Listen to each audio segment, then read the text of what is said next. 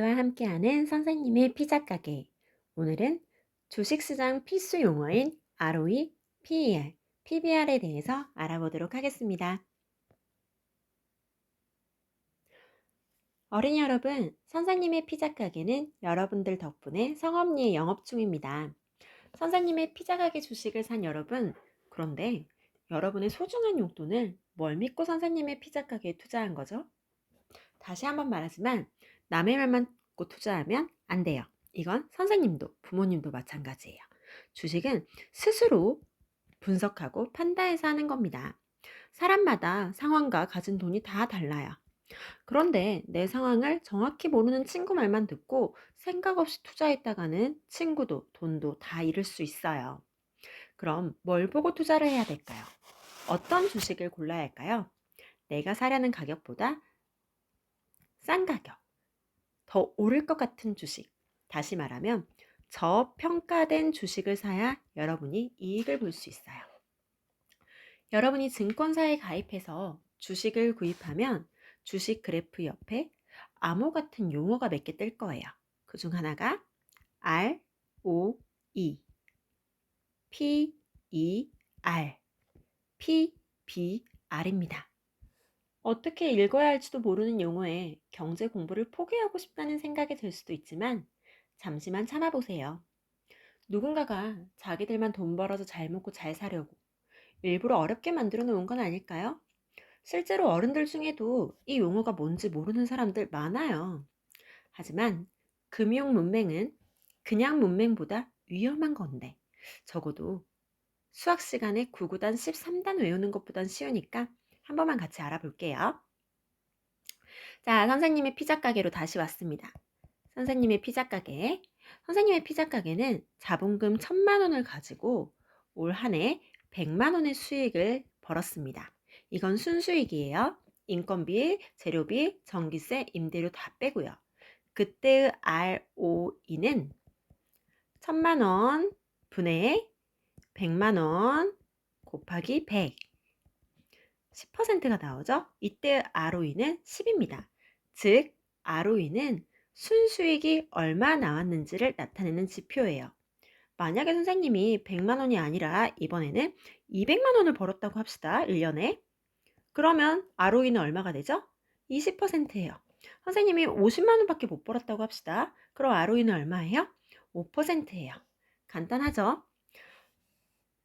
ROE는 가지고 있는 자본을 활용하여 얼마의 수익을 내었는가를 비교하는 지표입니다.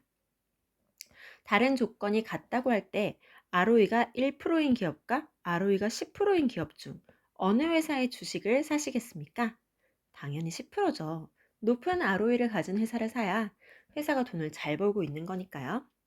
그런데 여러분, 선생님의 피자 가게에 ROE가 높든 말든 그건 선생님이 좋을 일이고 여러분은 그 가게의 주식을 살 거잖아요.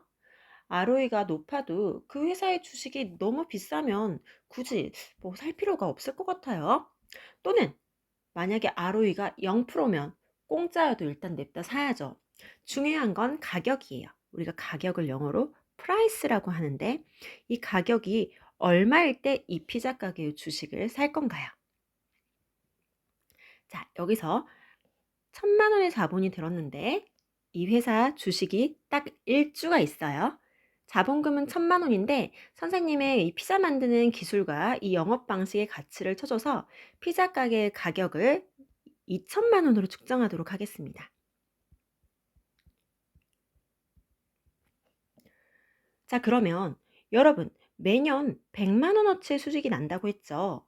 과연 몇 년을 벌어야 2,000만 원이 될 수 있는 건가요? 여기서 PER이 나옵니다. 1년 동안 100만 원밖에 못 버는데 이 회사의 가격은 2천만 원이에요. 그러면 2천만 원을 100만 원으로 나눠서 나오는 20이 바로 PER, 퍼라고 봐죠. 자, 퍼가 되는 겁니다. 그러니까 원가를 얻으려면 몇 년을 기다려야 하는지 이때의 수치가 PER, 퍼가 되는 거예요. 만약에 피자 가게 가격이 2천만 원이 아니라 1,500만 원이라면 퍼는 얼마가 되죠? 네, 15가 될 거예요. 만약에 100천만 원이라면 내 퍼가 10이죠. 내가 이 회사를 사고 본전을 뽑는 데 걸리는 시간입니다. 그러면 마찬가지로 다른 조건이 동일하다고 봤을 때 퍼가 1인 회사와 퍼가 100인 회사 중 어느 곳을 고르시겠습니까? 원금을 되돌려 받는데 100년이 걸리는 회사는 여러분의 생존을 기대할 수가 없으니 낮은 퍼인 회사를 고르는 게 현명할 거예요. 자, 그런데 또 한편으로 선생님의 피자 가게가 갑자기 망할 수도 있는 거잖아요. 여러분이 2천만 원짜리 주식을 샀어요.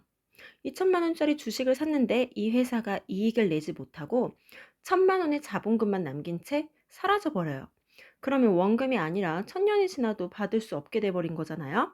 그래서 우리는 PBR이라는 수치를 통해 피자 가게의 자산 대비 가격이 얼마나 높게 책정되었는지를 파악합니다. 여기서 퍼는 측정된 가격 2천만 원을 자본금 1000만 원으로 나눈 거예요. 그럼 얼마가 되죠? 네, 2가 되겠네요. 자, 여러분, 여기서도 한번 생각해 볼게요. PBR이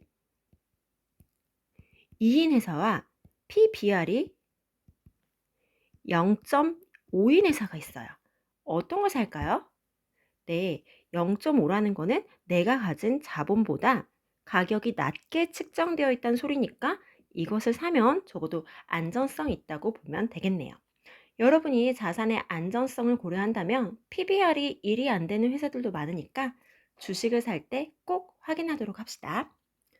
자, 즉, 다른 변수들도 많이 있겠지만 기본적인 공식은 높은 ROE, 낮은 PER, 낮은 PBR을 가진 주식이 더 유리하다는 겁니다. 높은 ROE를 가졌다는 것은 성장성이 높은 가게라는 것을, 낮은 PER을 가졌다는 것은 수익이 높다는 걸, 낮은 PBR을 가졌다는 것은 재산이 많은 가게라는 것을 의미하니까요. 앞으로 여러분 주식 차트를 볼 때는 꼭 ROE, PER, PBR을 확인하도록 해요.